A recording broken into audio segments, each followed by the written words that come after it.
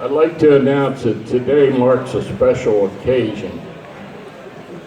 Our next two and final recipients are twin brothers. Two brothers having the same passion for drag racing and the history of our sport. They have been ardent supporters of the York event since day one back in 2002 and continue to this very day. The visibility at every York event and involvement with race cars that we are actively involved in our history speaks for itself. We are pleased to add Gary and Greg Swenson to the roles of the Legion of Honor for 2020.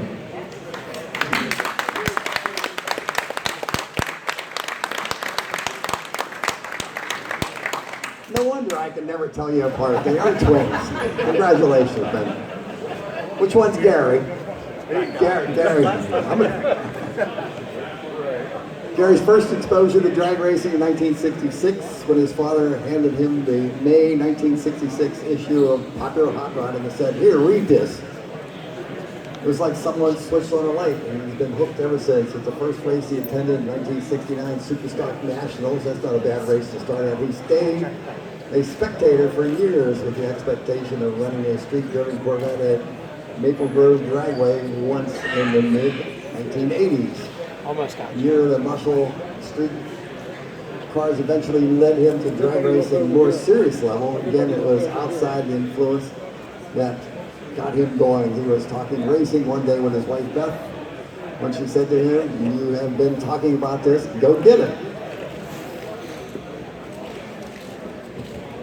So he bought a 55 Chevy Gasser with a 408 small block, and off he went. He ran a couple times Maple Grove, Beaver Springs, Cecil County, and found a home track closer to home, South Mountain Raceway in Boiling Springs. He eventually took the 55 to his good friend Will's fabrication shop and had it completely rebuilt, installing a full race 421 small block, and it was off to the races again. One DRA car became three, one drag car became three. Bought a 63 split window Corvette, and then the 1958 Corvette, both tube frame cars, and equipped both with big block Chevy motors. He got the competition license in 2014 in the 63 Chevy, and in 2017 his 58 Corvette was featured in Ant Jensen's Master of the Faster YouTube series, episode 1, entitled Little Red Corvette. And he builds the engines in these race cars, and they ran the 58 Corvette against Andy's 8-second Willies at South Mountain Raceway. And he had them all. Along the way, Gary has collected several X-race cars and attends car shows when not at the drag races. He enjoys supporting the racing community and giving to the sport, having displays, race cars and other drag cars from the collection at the York Muscle Car Madness shows for many years. Displays at the Eastern Museum of Motor Racing in York Airport, and car shows at Maple Grove, Timonium, and Lebanon, and Philadelphia. Most recently have received 2 of his Corvette race cars featured in Chip's Choice display at the 2019 Corvettes at Carlisle. His first love remains drag racing.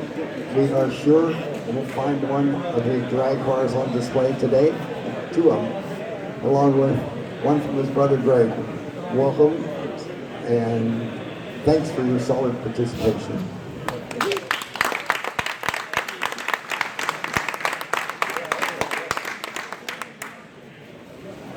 And which one's Greg? The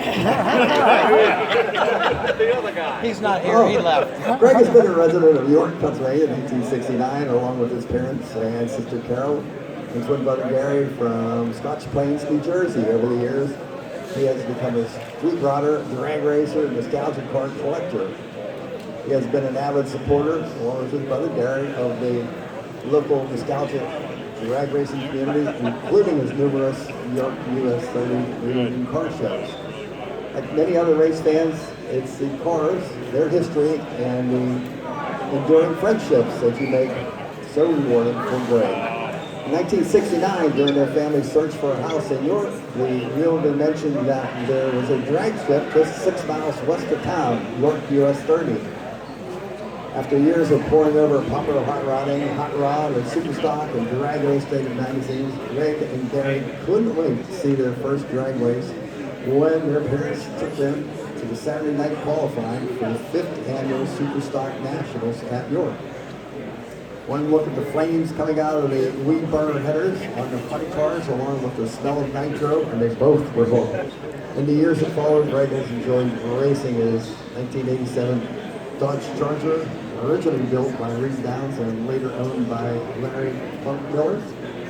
During his 15 years Pro ET Braga racing in South Mountain, Beaver Springs, Cecil County, Maple Grove, Greg has worked closely with his good friends Reed Downs, John Little, Marv Martin, Carl Nishwitz, and to collect and build and maintain several race cars. Among those in his collection include Carl Nishwitz A-Comp Dragster, which Carl won the 63-64 Mid-Eastern Drag News Top Dog competition.